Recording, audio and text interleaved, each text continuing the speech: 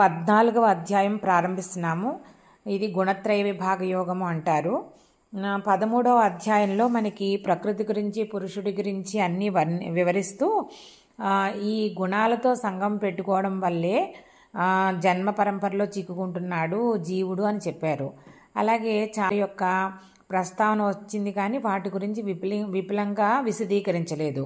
ఈ గుణత్రయ విభాగ యోగంలో ఈ గుణాల గురించి, అవి ఎలాగా జీవుల్ని ప్రభావితం చేస్తాయన్న దాని గురించి పూర్తిగా వివరించారనమాట. శ్రీ పరమాత్మనే నమః.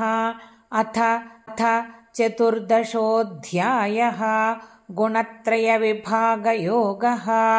1వ శ్లోకము. శ్రీ భగవానువాచ పరం భూయః ప్రవక్ష్యామి జ్ఞానానాం జ్ఞానముత్తమం యజ్ఞాత్వా మునయః సర్వే పరాం సిద్ధిమితో గతాః. శ్రీకృష్ణ పరమాత్మ చెప్పడం మొదలుపెట్టినారనమాట. అర్జున, మునులు అందరూ కూడా ఈ సంసార బంధాల నుంచి విడిపోయి ఉత్తమమైన మోక్షాన్ని ఎలాగా తెచ్చుకున్నారో దానికి సంబంధించిన జ్ఞానము, మొత్తం జ్ఞానాలలోకైనా ఉత్తమమైన జ్ఞానాన్ని మళ్ళీ నీకు చెబుతున్నాను, వివరిస్తున్నాను, శ్రద్ధగా విను అని చెప్తున్నారనమాట. అంటే ఇదంతా కూడా ఈ జ్ఞానాన్ని తెలుసుకుని ముందున చాలామంది మునులు వీళ్ళందరూ కూడా ముక్తులైపోయారు. అదే జ్ఞానాన్ని, అంటే ఆల్రెడీ ప్రాక్టీస్లో ఉన్నదానిని మళ్ళీ నీకు వివరిస్తున్నాను అని చెప్తున్నారనమాట. ఇది జ్ఞానాల్లోకెల్లా ఉత్తమమైనది. ఈ జ్ఞానం సంపాదించడం వల్ల మోక్షం కలుగుతుంది అన్నమాట. ఇది మోక్షం అంటే ఇంకా సర్వోత్కృష్టమైన స్థానం, ఆ పరంధామాన్ని చేరడం కదా. అలా 2వ శ్లోకము. ఇదం జ్ఞానముపాశ్రిత్య మమ సాధర్మ్యమాగతాః సర్గేపి నోపజాయంతే ప్రళయేన వ్యథంతి చ. ఈ జ్ఞానాన్ని ఎవరైతే ఆశ్రయించి సాధన చేసి దాని సిద్ధిని పొందారో వాళ్ళందరూ కూడా ప్రళయకాలంలో నశించరట. అంటే ప్రళయకాలంలో నశించినది ఎవరు? ఒక్క పరమాత్మ ఒక్కళ్ళే. అంటే ఆ పరమాత్మను చేరుకుని ఆయన ఆశ్రయించి ఉండిపోతారనమాట. అలాగే మళ్ళీ జన్మించరు సృష్టి జరిగినప్పుడు. అంటే ఆ జన్మ పరంపర నుంచి వాళ్ళు తప్పించబడతారనమాట. మోక్షం రావడం అంటే ప్రళయకాలంలో నశించరన్నా మళ్ళీ జన్మ తీసుకోరన్నా ఒకటే, మోక్షం పొందేసి ఆ పరమాత్మని చేరిపోతారు అని చెప్తున్నారనమాట. ఇంకా వాళ్ళకి పునరావృత్తి అన్నది ఉండదన్నమాట. అలాగే ఏ రకమైన ప్రళయకాల బాధలకి గురికారు. తర్వాత 3వ శ్లోకము. మమ యో నిర్మహద్ బ్రహ్మ తస్మిన్ గర్భం దధామ్యహం సంభవః సర్వభూతానాం తతో భవతి భారత. ఆ ప్రకృతి పురుషుల వల్ల ఈ జగత్తంతా ఆవిర్భవిస్తోంది అని ఈ శ్లోకంలో చెప్తున్నారనమాట. అంటే మనం చెప్పుకున్నాం కదా, మూల ప్రకృతి ఏదైతే ఉందో అది సర్వభూతాలు ఉత్పత్తి చెందే స్థానము. అక్కడ నుంచి మూల ప్రకృతి నుంచి మొత్తం జగత్తంతా జనించిందనమాట. దానికి ఏం చేస్తున్నారు ఈయన? చైతన్య రూపమైన బీజాన్ని నేను ప్రసాదం, జడమైన ఆ మూల ప్రకృతికి చైతన్యం అనే బీజాన్ని ప్రసాదించడం వల్ల సమస్తమైన ప్రాణుల యొక్క ఉత్పత్తి జరుగుతోందన్నమాట. అంటే భగవంతుడు చైతన్యం రూపంలో బీజంలాగా ప్రసాదిస్తుంటే మూల ప్రకృతి గర్భంలాగా దాని పాత్ర పోషించి అందులో నుంచి సమస్త జగత్తు జన్మిస్తోందన్నమాట. 4వ శ్లోకము.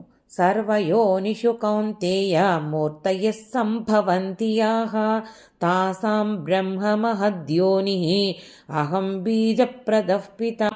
ఇంకా మొత్తం దేవతలు, మనుష్యులు, చెట్లు, చామలు, మొత్తం జగత్తంతటికి కూడా ఈ జగత్తులో ఏ ఏ శరీరాలైతే ఉన్నాయో, ఏ ఏ తనువులు అంటే ఉపాధులు ఉన్నాయో అవన్నీ కూడా మూల ప్రకృతి ఏదైతే ఉందో ఆవిడే మాతృస్థానాన్ని ప్రసాదిస్తోంది. నేను అందులో చైతన్యమనే బీజాన్ని ఉంచుతున్నాను, అందుకని నేను తండ్రిని, మూల ప్రకృతి తల్లి అని చెప్తున్నారనమాట. ఈ ప్రకృతియే తల్లి, పరమాత్మ తండ్రి అని చెప్పి ప్రకృతి నుండే సత్వము, రజస్సు, తమము అనే గుణాలు ఆవిర్భవించాయి. ఈ జీవునికి బంధాల్లో నెట్టేది ఆ గుణాలే అని చెప్తున్నారనమాట. 5వ శ్లోకము. సత్వం రజస్తమ ఇతి గుణా ప్రకృతి సంభవాః నిబధ్నంతి మహాబాహో దేహే దేహినమవ్యయం. మహాబాహో అంటే అమితమైన పరాక్రమవంతుడు, గొప్ప బాహువులు కలవాడంటే భుజబలం కలవాడు అని అంటాం కదా, అర్జునాన్ని చెప్తున్నారనమాట. ప్రకృతి వల్ల పుట్టిన ఈ సత్వగుణము, రజోగుణము, తమోగుణము ఈ మూడు కూడా అసలు నాశరహితుడు అయిన ఆ శుద్ధ చైతన్యమైన ఆత్మస్వరూపుడైన ఈ దేహంతో ఉపాధితో బంధించేస్తుంది. గుణాలే ప్రకృతి వల్ల కలిగిన ఈ 3 గుణాలే బంధిస్తున్నాయి. ఆత్మకి ఈ గుణాలేమీ లేవన్నమాట. అంటే ఏదైతే చైతన్యం బీజ రూపంలో మనలో నిక్షిప్తమై ఉందో దానికి ఏ రకమైన గుణాలు లేవు. అలాగే అది మనల్ని అంటే సర్వోత్కృష్టమైనది, అన్ని సామర్థ్యం కలిగినది అన్నమాట. మనము ఆ ఆత్మని పూర్తిగా విస్మరించి ప్రకృతి నుంచి జనించిన ఈ దేహాన్ని పట్టుకుని ఆ దేహంతో పాటు సంప్రాప్తించిన 3 గుణాలని పట్టుకుని వాటితో మమేకమయ్యి మనము ఆ దేహంలో బంధించేసుకుంటున్నాం అనమాట. మనము అంటే చైతన్యము, కానీ ఈ దేహమే మనలో బంధించేసుకుంటున్నాం అనమాట. అలాగా ఈ నువ్వు మహాబాహు అని ఇక్కడ ఎందుకు సంబోధించారంటే ఆ దేహాభిమానాన్ని బలంతో విచ్ఛేదన చెయ్యి, ఆత్మబలంతో విచ్ఛేదన చెయ్యి అని చెప్తూను దానికి ఉపమానంగా చెప్పారనమాట. అదే అంటే ఈ త్రిగుణాలకి అతీతంగా అవతల ఉన్న పరమాత్మ చైతన్యాన్ని చేరడమే మన యొక్క కర్తవ్యము అని చెప్తున్నారు ఇందులో. గీతా శ్లోకాలకి అర్థాన్ని సులభమైన వాడుక భాషలో వివరించడానికి ప్రయత్నిస్తున్నాను.